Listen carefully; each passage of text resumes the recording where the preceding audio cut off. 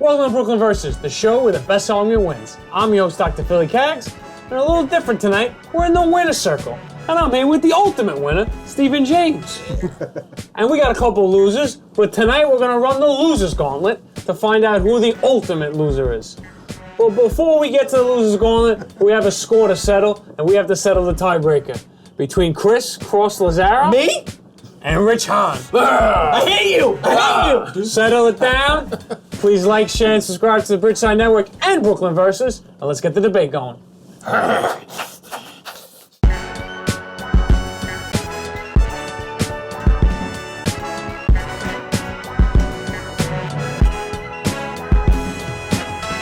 Welcome to Brooklyn Versus the Losers Gauntlet. But before we get to the Losers Gauntlet, we still have a score to settle for the regular season. These guys, Rich Hahn and Chris Cross Lazaro, tied for dead last in our regular season. And we have to break that tie. Who's going to be the bottom seed in our rankings for the Losers Gauntlet? That's what we're going to find out right now.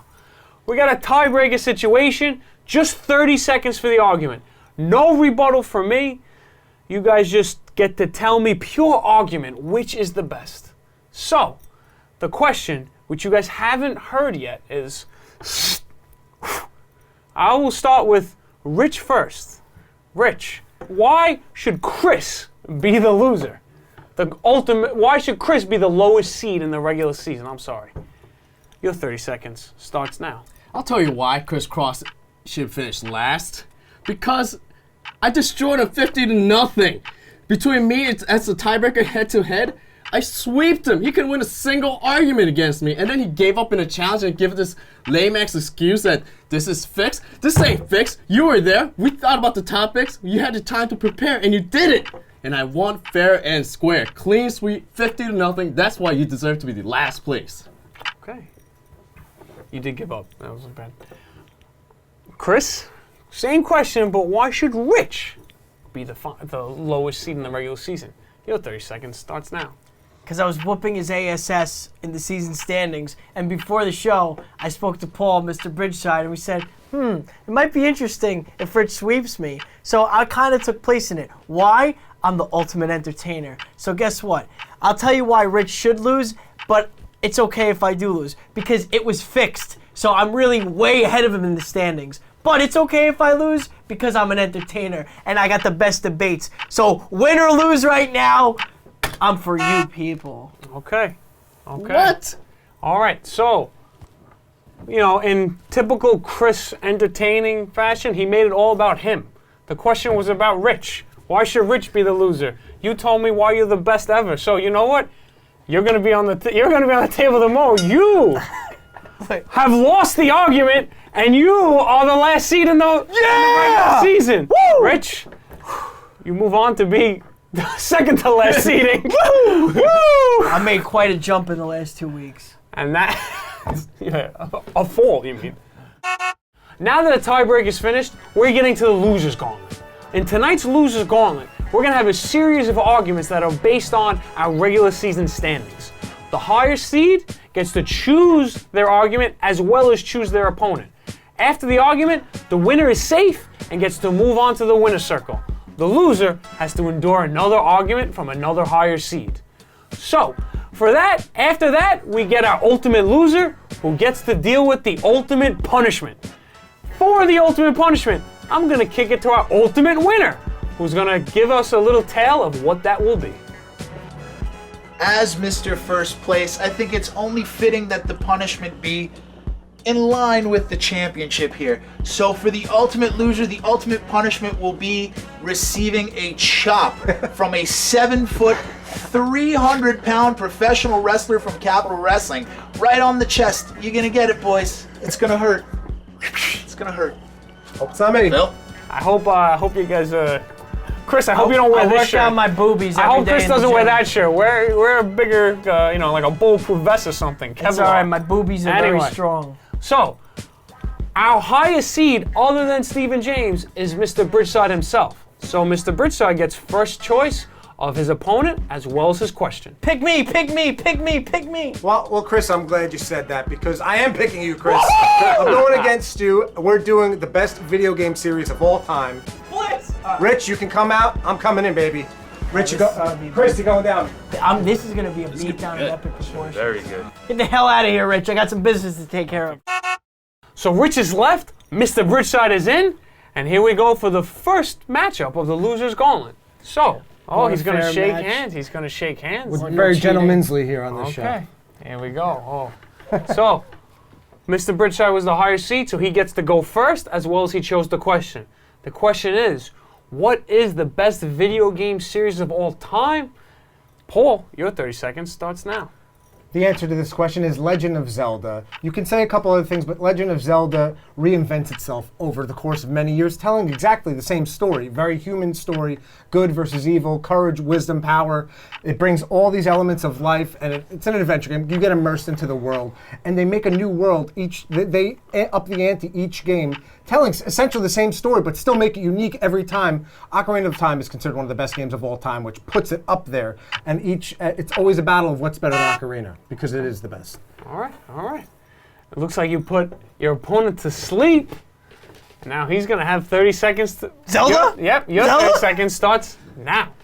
It's Madden! I would like to choose a few, but it's Madden! Why is it Madden? Not only is it an amazing game that's gone through many different systems, it's a friends game. You get together with your friends and you play it. You can talk smack. You can talk smack online nowadays. It's not Zelda where you're sitting at home alone eating your Frito potato chips, munching like this. I'm bored. I'm getting big. I'm putting on a lot of weight. I got nothing to do but play Zelda by myself. No, Madden. It's a group game. It's fun. You play with your friends. And football's the most popular sport in the world. Okay. Peanut butter and M&Ms. Peanut butter and M&Ms. So, to go with what Chris said, Madden, I will say one thing. How do you combat that Zelda's better than Madden? You would say Madden has become its own cultural phenomenon. There's Madden challenges. John Madden is, famous. It's become like a pop culture thing. Like, I'm going to be on Madden. What's your Madden rating? Things like that. What's my response to this? Is that if we were talking sports video games, I'd give you that.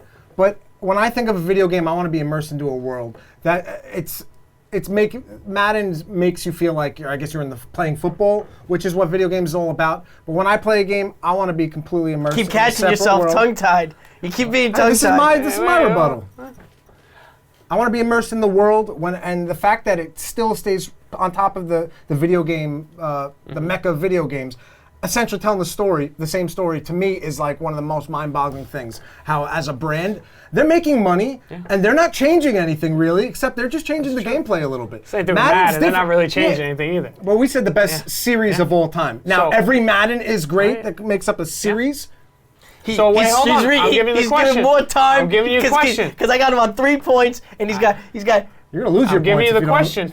I'm giving you the question. Do you think that? The fact that Zelda, was able to. It was a unique game. It created its own story and world that Paul said. Do you think that it goes against Madden, the fact that it's really just a game of sports? It really didn't have the creative juices to create its own world. Zelda's just a game of adventure.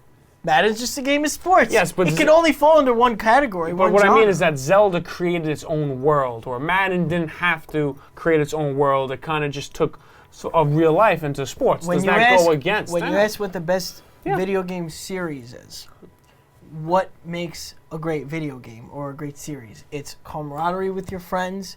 It's enjoyment of the game. We didn't say multiplayer game. It's true, but he's saying that. I'm saying it's, as I said in my first 30 seconds.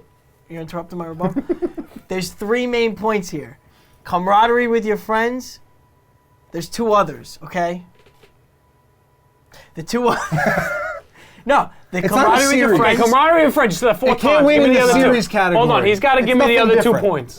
Camaraderie with friends. Football is the most popular game in the world. Is that one of your other points? Yes. And what's the third one? And what's the third one? There's more stuff, too. What's the 3 points? Camaraderie with friends. No, it's...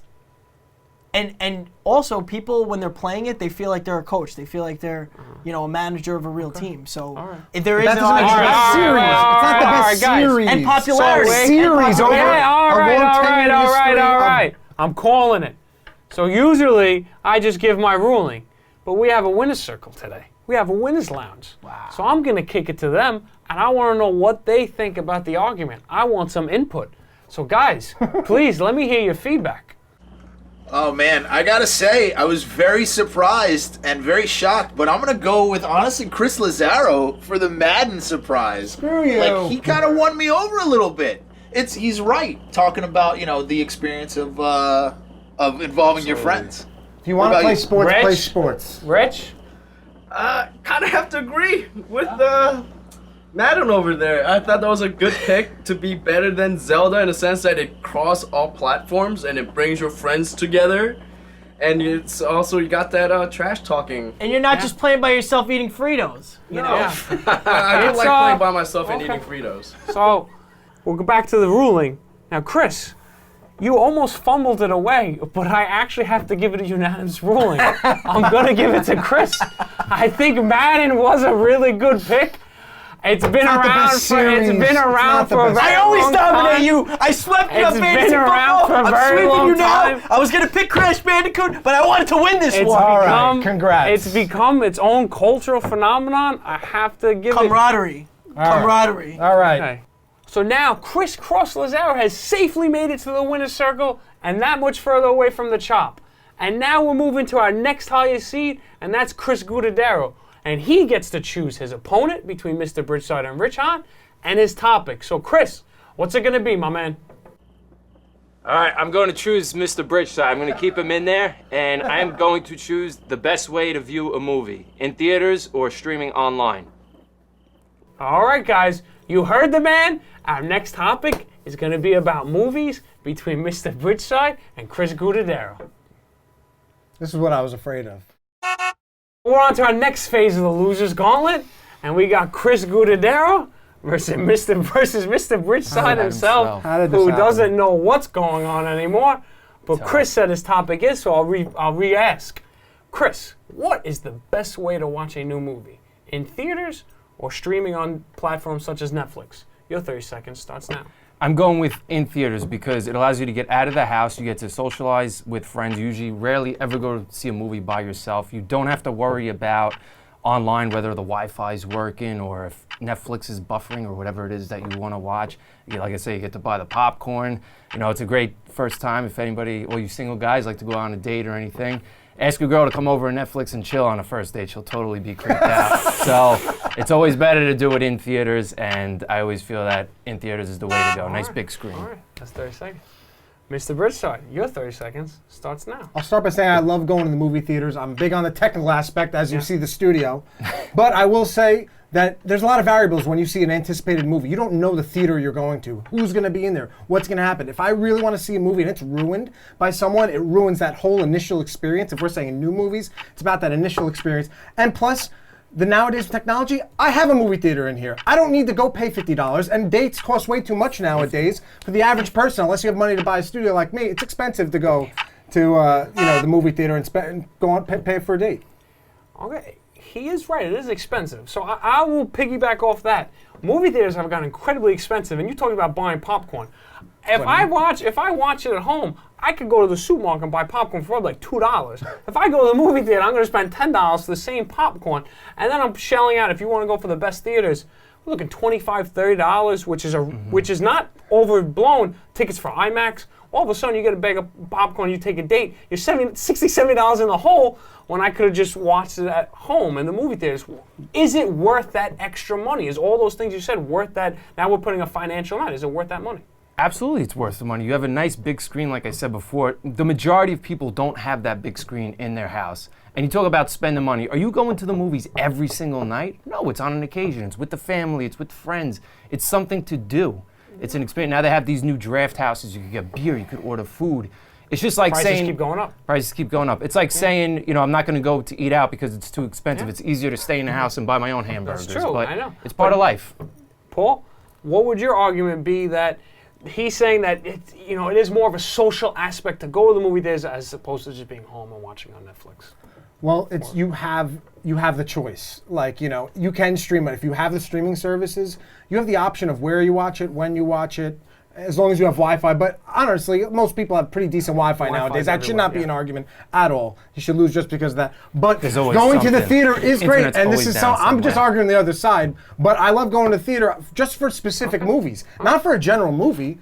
For only high Specific- special I effects. understand. Therefore, it's more valuable to watch new movies streaming for the first time. Like The Irishman, new movie coming out predominantly on Netflix, and that's a Martin Scorsese movie who's an icon in cinema, and he is seen to be moving on to the streaming services. But so I'm gonna kick it to the winner's circle, the winner's lounge, and I want their feedback. So guys, please, let's hear it.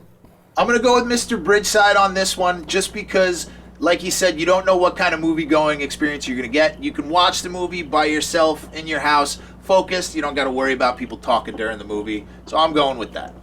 As a winner, as I am in the winner's circle, I'd like to preface this by saying I don't have to tell you why I choose who I do. I'm done with that part. I'm choosing Chris. Okay, Rich, please. Invalid argument. Yeah, right there. that's please, Rich. Invalid argument.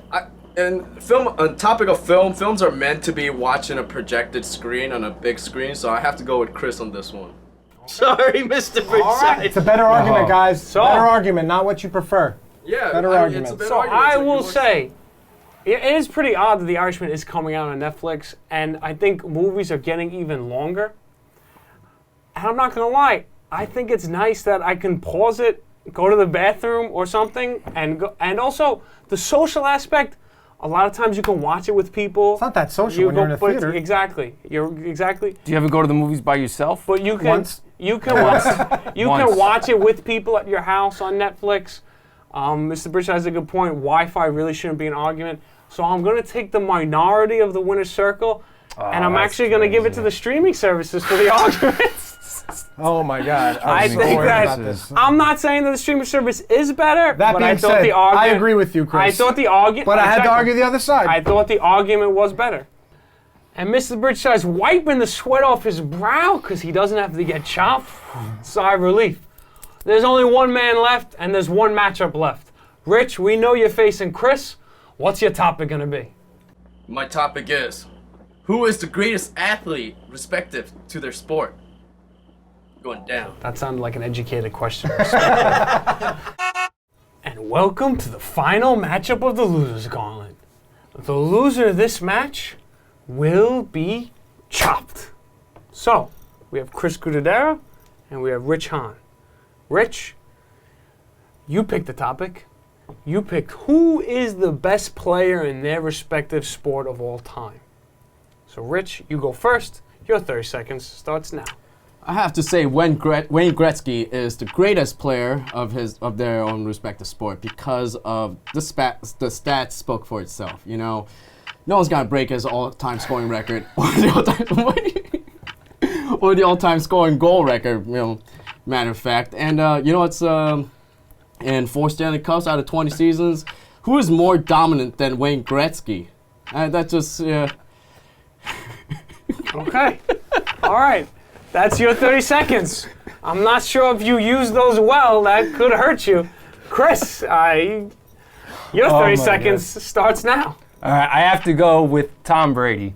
Almost 2 decades now, winning the division every year that he started. He has he has 6 Super Bowl rings. Will probably get 7. Continues to break records, whether passing, touchdowns. The guy's over 40 years old. He's still playing and probably continue to play. Probably will get 7 Super Bowl rings. Like I said, I think he's the best with respect to their sport. There's no quarterback that comes close to him, in my opinion. Okay. So, you don't think anyone comes close to Tom Brady? He's the man. Are you Man, kidding There's me? guys that come close to him, Like but Joe Tom Montana Brady. had 4, and Joe they have- Montana had do they 4 have Super the Bowls? rings that I'm saying they Brady had 4 has? Super Bowls. I'm just saying, you're saying no one Brady comes has close to him. 6 is more than 4 in NFL. Yes. 20, 6 almost is 20 more than- years. 6 20 is more years than in the 4 in league. everything. 20 years in the I don't league. know, man. 20 years in the league. That is very impressive. 20 and years he's in still the Very league. going. impressive. And I don't still think he's the going. best quarterback ever in the history. Wait, of hold NFL. on. You don't think he's the best quarterback ever? in He's the history? best quarterback. Yeah, who do you think's the best quarterback ever then? Here's your Tom rebuttal. Brady Tell me is. who the best quarterback ever is. 20 years in the league. I would think Johnny Unitas. Can you name one Johnny Unitas stat for me right now? What number did he wear? 2. Okay, that's way off. All right, so Johnny Unitas. All right. Rich, you told me a lot about Wayne Gretzky, Okay. but you didn't tell me a lot about him. You just said that you just said everything could speak for themselves, but you gotta let me know. What what can speak for themselves? Okay, so this is the difference between Tom Brady and Wayne Gretzky. Wayne Gretzky, as a player, changed the whole dynamic of the team. When you have Wayne Gretzky playing in your line, he was a magic man. He just knew where everyone's gonna be. It's that sense of hockey sense, like, you can't coach Wayne Gretzky, and I think as a coach, he failed because you can't teach that natural instinct. Meanwhile, with Tom Brady, you got Bill Belichick whispering in the ears what the play to call. Hockey's a very instinct type of game, and I think when it comes to that, Wayne Gretzky, hands down, greatest athlete. Last thing, Tom Brady, he brought up a good point. Tom Brady has won Super Bowls with interchangeable parts, which I think is a great credit to him. And that's good credit to your argument. But do you think him having Bill Belichick for so long, does it take a little bit away from him thinking, who is the real mastermind, Tom Brady or Bill Belichick? I think it is Tom Brady because although Belichick is great himself, but look when Tom Brady has gotten hurt or they take him out, even in the backup QBs, and the game's totally different for the Patriots. Well, when Matt Castle played the whole year, they won 11-5. They didn't make the playoffs, but they did go 11-5. So that would be the argument of why Bill Belichick was so important. It's also a very weak division as well. At least that year it was. The division was What? How was that weak? They didn't win the division. They didn't win the division. Miami won on the tiebreaker. How could you call it a Miami weak won on a division? tiebreaker. How could you call it a weak division when a team? All right, real quick. Tom Brady, Real every quick. player he gets. One last trivia question before we go. Who is the only quarterback to win the AFC East in the Tom Brady era other than Tom Brady?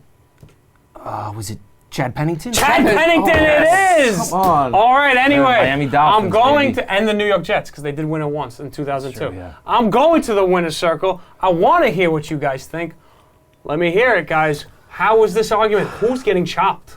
You know, honestly, the answer is Wayne Gretzky, but that's not the point. It's the best argument wins, and I don't think Rich gave a really compelling argument about the fact that, you know, Wayne Gretzky has more assists than anyone has points. Thank you, Didn't bring it Steven. up. Thank you. How is that not implied? How is that not implied? It can't be implied.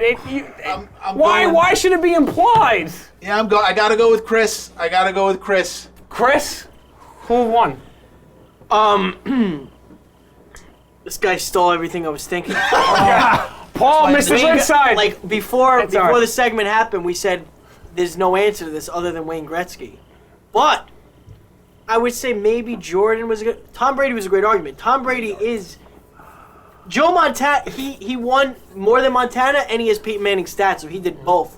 And I think Chris elocuted that pretty well in his 20-plus years of Mr. work Bridgeside. with Tom Brady. Mr. Bridgeside. I felt Rich had a rough start, but then he got on with the instinct, and he got there. That's a great point. He got there, and we were even saying that's a great point. The He got instinct there. thing was great. He got there, and he got focused. He looked like he was a little flustered at first, Rich, but I hate Tom Brady. I'll never pick him, and that's not. Yeah, and it's that's hard a to say. biased It's hard argument. to say.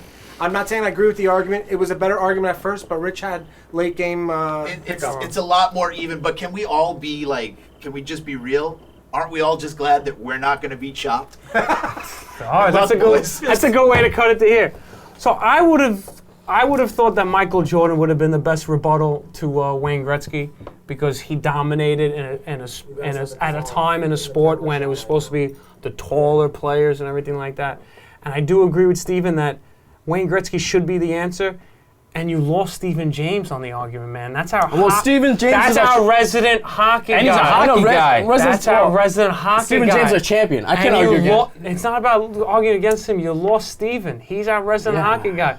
You didn't mention one stat.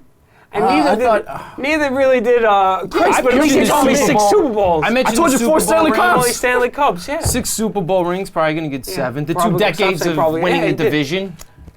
And come on, Johnny Unitas, man. I know, that was- if come you're on, going to come back and say he's not the best quarterback, you got to tell me why someone else is. You don't even know who Johnny Unitas is. What team did he play for? Colts. Okay, at least you got that with that. well, you told me the number 2. No Was it one? stats there. 19. 19? I don't know. I'm just mad million years old. Rich. Dang it. Rich, you're getting chopped. I'm sorry. You're getting chopped. You had the better choice, but Chris had the better argument. And on this show, the best argument wins. So Chris takes it. You're the ultimate loser. And we're going to go outside and we're going to meet the other guys and talk about this. I hate you all. Well, that's it, guys. Thank you for a great season of Brooklyn Versus. I got all the challengers here. I got the ultimate loser to my right. I got the ultimate winner to my left. There were a lot of arguments this year. The best argument always won. I don't care what he says. The best argument always season, won. Phil. Good season, Thank you, host. thank you. Good season to everyone. Good season to the crew. Good season to all the people watching. But we're not done just yet on season 1 because Rich still has to get the ultimate punishment. So we'll see you next time. You want a preview right now? No.